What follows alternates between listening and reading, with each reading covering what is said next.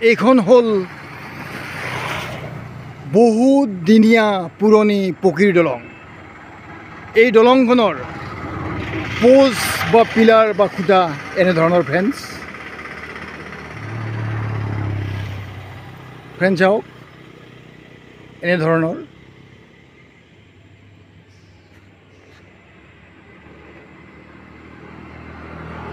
এই দলংখন এতিয়া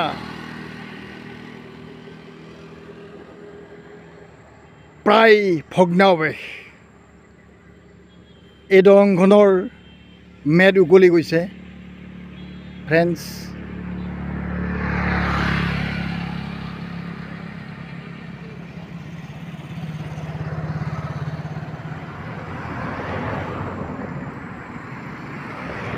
পকীৰ সৰু দলং যদিও ই মজবুত আছিল,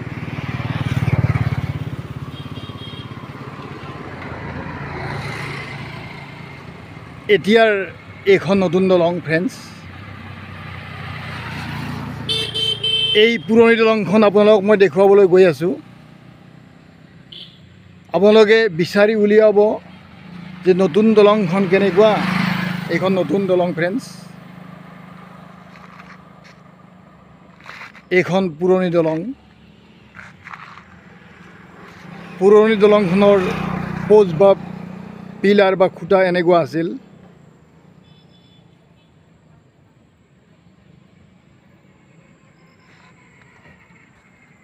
মই সেই পুৰণি দলংখন দেখুৱাবলৈ গৈ আছোঁ ফ্ৰেণ্ডছ। হাজো নলবাৰী গুৱাহাটী যিটো মূল পথ, সেই পথৰ ওপৰত বহুত দিনীয়া বহুত পুৰণি এখন দলং আছিল। এইটো ৰাস্তা আছিলে এনেকৈ। এতিয়া ৰাস্তাটো প্ৰায় নোহোৱা হৈ গৈছে ফ্ৰেণ্ডছ। সেই দলংখন মই দেখুৱাম। আগৰ দলং সৰু আছিল অথচ মজবুত আছিল ফ্ৰেণ্ডছ।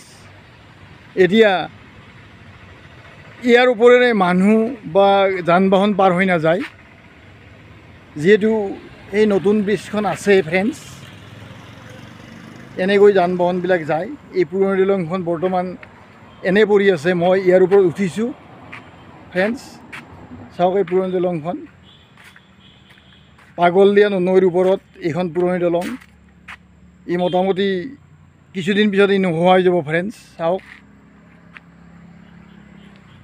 পুৰণি দলঙৰ এইটো আমাৰ যিটো হাজো নলবাৰী গুৱাহাটী ৰোডৰ এনেকুৱাকৈ কানেকশ্যন হৈছিলে পুৰণি দলঙৰ ওপৰেৰে।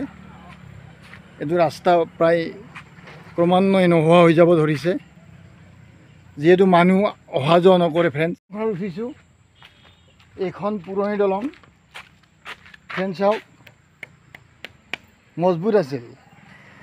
যিটো নতুন দলংখন অলৰেডি হ'ল, পুৰণি দলংখনৰ কাম নোহোৱা হ'ল, কিন্তু মজবুত আছিল। সৰু আছিল প্ৰায় ফ্ৰেণ্ডছ, সৰু আছিল। মানে ইয়াৰ বহল খুব কম আছিল। মানে এখন গাড়ী গ'লে আন এখন গাড়ী পাৰ হোৱাটো সম্ভৱ নাছিল ফ্ৰেণ্ডছ। চাওক ফ্ৰেণ্ডছ, এই পুৰণি দলংখন নোহোৱা হৈ যাব কিছুদিন পিছত। আমি আপোনালোকক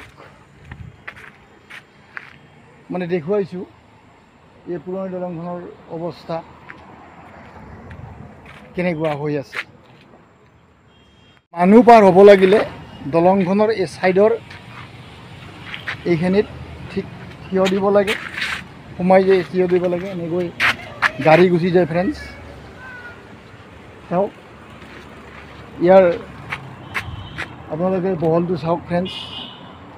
সৰু আছিল, এখন গাড়ী পাৰ হৈ যাব পাৰিছিল।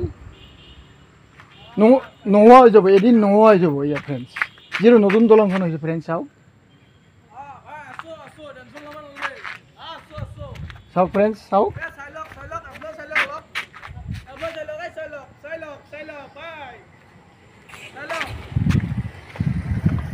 এই পুৰণি দলংখন আপোনালোকক দেখুৱাইছোঁ।